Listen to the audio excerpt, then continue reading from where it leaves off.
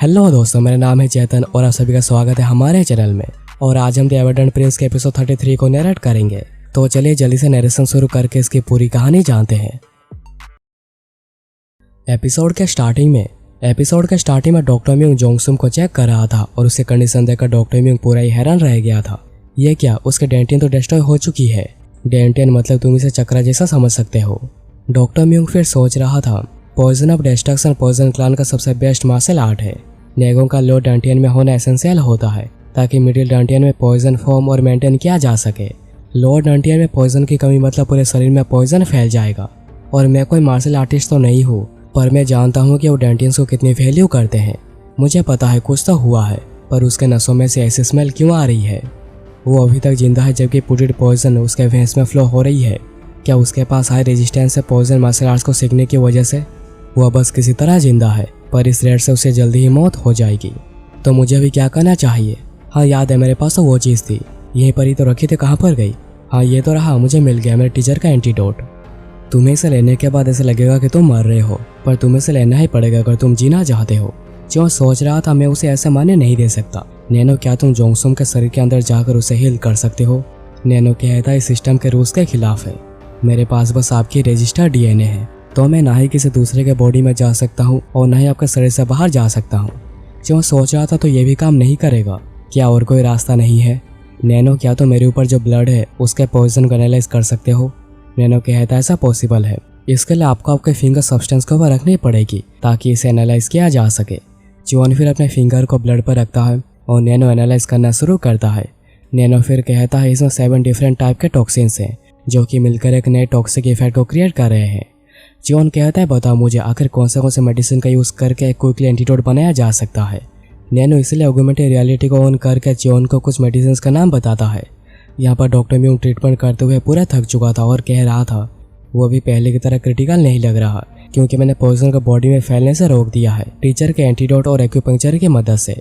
Doctor Mueang को फिर एक स्मेल आती है जो सुनकर डॉक्टर म्यूंग कहता है क्या ये कोई नई हर्बल मेडिसिन की खुशबू है? डॉक्टर म्यूंग फिर जॉन का आँख के ऊपर एक मेडिसिन को बनाता हुआ देखता है। डॉक्टर म्यूंग कहता आखिर तुम्हें क्या कर रहे हो? जॉन कहता मैं एक एंटीडोट को तैयार कर रहा हूँ ताकि सिचुएशन को संभाला जा सके। डॉक्टर म्यूंग कहता है क्या कहीं तुम्हारे दिमाग में कोई चोटवोट तो नहीं आई? आखिर तुम्हें कैसे पता हो सकता है कि आखिर एंटीडोट कैसे बनाया जाता है? डॉक्टर म्यूंग फिर जाकर हर्ब्स को टच करके कहते हैं ये तो सारे डिटॉक्सिफाइंग हर्ब्स है। ये सारे हर्ब्स तो डिटॉक्स करने के लिए यूज़ किया जाता है, पर डिटॉक्स हर्ब्स भी पॉइजनस हो सकते हैं अगर उन्हें गलत तरीके से यूज़ किया गया। पर इस कॉम्बिनेशन को टेस्ट कर डॉक्टर म्यूंग सोचता है कॉम्बिनेशन ये तो बिल्कुल परफेक्ट है। क्या उसने पहले मेडिसिन के बारे में पढ़ाई करी थी? डॉक्टर म्यूंग फिर कहता तुमने एक प्रॉपर मेडिसिन बना दिया है, पर तुम्हें उससे पहले पॉइजन के बारे में पता होना चाहिए। और जॉन बता देता है कि आखिर इसमें कौन कौन सा पॉइजन है। डॉक्टर म्यूंग ये सुनकर हैरान होता है कि आप सिर्फ इस बार मेरे ऊपर भरोसा कर सकते हैं। इसलिए डॉक्टर म्यूंग जॉन का बनाए हुए एंटीडोट उसे खिला देते हैं। डॉक्टर म्यूंग कहता है उसने जैसे एंटीडोट को निगल लिया ऐसा लगता है कि वो जीना चाहता है। हमसे जो हो सकता था हमने कर दिया है, अभी हमें बस एक्यूपंक्चर की मदद से शरीर में पॉइजन को फैलने से रोकना है। और तुमने सारी चीज़ों को सही से कॉम्बाइन किया था, पर दोबारा कभी कुछ ऐसा खुद करने मत जाना। जॉन कहता है मुझे माफ़ कर दीजिए आपको परेशान करने के लिए। डॉक्टर म्यूंग फिर कहता है क्या तुम्हें सचमुच के डेंटियन को डिस्ट्रॉय करना ही पड़ा? मुझे पता है demonic academy survival of the fittest है, पर यह सब कुछ ज़्यादा ही था। एकेडमी डायरेक्टर और पॉइजन क्लान इसे टॉलरेट नहीं करेंगे, तुम फिर उन लोगों का क्या करोगे? जॉन कहता है मेरी इतनी चिंता करने के लिए आपका शुक्रिया, मैंने इसे किया है तो मैं इसे सॉल्व करूँगा। डॉक्टर म्यूंग सोच रहा था वो अभी भी बहुत यंग है, वो अभी तक एक एडल्ट की तरह काम कर रहा था, पर यह सब करना यह कोई 15 साल का बच्चा ही कर सकता है। डॉक्टर म्यूंग जॉन को कहता है तुम्हें क्या करना है तुमने सोच लिया है, तो अभी कुछ नहीं हो सकता, पर अच्छा होता अगर तुम कॉन्सिक्वेंसेस के बारे में पहले ज़्यादा सोचते। जब मेरे समय में मैं एकेडमी में था मैंने तभी एक चीज़ सीखी थी, वो कभी सर्वाइव नहीं करता जो कि स्ट्रॉन्ग होता है, बस वही सर्वाइव कर पाता है जो कि चालाक होता है। आई होप तुम इसके बारे में सोचोगे। चलो अभी बहुत लेट हो गई है, तुम वापस जाओ। बाय कहता है मेरा क्या, मैं वापस नहीं जा सकता? तो डॉक्टर म्यूंग उसे भी जाने देते हैं क्योंकि ये सब करने वाला जोंगसुम तो यहाँ पर है। बाहर आने के बाद जो सोच रहा था मैं बस स्ट्रॉन्ग होना चाहता हूँ और इन नैनो की वजह से पॉसिबल हो पा रहा है, पर ये सोचना कि पावर ही सब कुछ है जो कि मुझे डिमोनिक कल्ट के बुरे लोगों को हराने में मदद करेगी, तो ये सब कुछ भी नहीं है, ये सब मेरा एरोगेंस है। फिर बाय कहता आखिर तुम्हें इतनी दूर जाकर उसके डांटियन को डिस्ट्रॉय करने की क्या ज़रूरत थी? जॉन कहता है मैं तो भी मेरे गुस्से को ऊपर काबू नहीं कर पाया था और मुझे लगा अगर मैं उसे ऐसे छोड़ देता हूँ तो वो दूसरे कैडेट्स के ऊपर भी पॉइजन का इस्तेमाल करेगा। बाइक सोच रहा था उसकी डिसीजन मेकिंग परफेक्ट नहीं है, पर वो दूसरे प्रिंस से बहुत ही अलग सोचता है।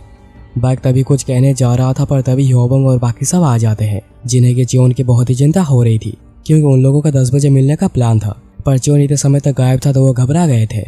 जियोन कहता है मुझे माफ कर दो तुम लोगों को चिंता करवाने के लिए। ह्योबोंग कहता है मुझे खुशी है कि आपको कुछ भी नहीं हुआ है। बाइक सोच रहा था उसे ऐसे लोग मिल गए हैं जो कि सच में उसके फिक्र करते हैं, जो कि सच में उसका साइड में है, और मेरे लिए तो मेरे डोर में भी कोई नहीं है। बाइक फिर कहता है मैं जा रहा हूँ। जियोन कहता है क्या तुम कुछ कहना नहीं चाह रहे थे?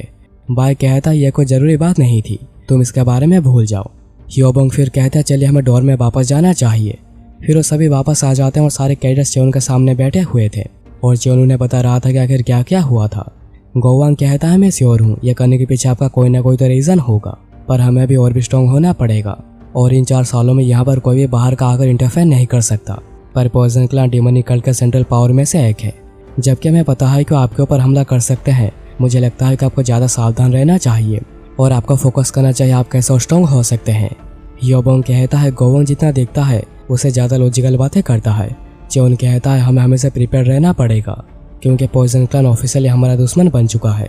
ह्योबोंग कहता है मुझे तो चिंता हो रही है, डायरेक्टर इसे जानने के बाद कैसे रिएक्ट करेंगे। आई होप कुछ भी उल्टा सीधा ना हो। रूल्स में ऐसा तो लिखा नहीं गया कि तुम किसी का डांटियन डेस्ट्रॉय नहीं कर सकते, पर डांटियन एक मार्शल आर्टिस्ट की लाइफ होती है और ये मेरी गलती थी। मैं गुस्से पर काबू नहीं कर पाया और बिना कुछ सोचे समझे यह सब कर दिया। फिर अगले दिन सुबह लिवा जियोन को बुलाता है। जियोन सोच रहा था कि मेरा डर बिल्कुल सच हो गया। जियोन फिर लिवा के सामने जाकर उसे ग्रेट करता है, पर लिवा बहुत देर तक कुछ नहीं कहता क्योंकि वो कुछ लिख रहा था। लिखने के बाद लिवा कहता है क्योंकि मुझे मेरा समय बर्बाद करना पड़ा एक इंसिडेंट रिपोर्ट के ऊपर बस तुम्हारी वजह से।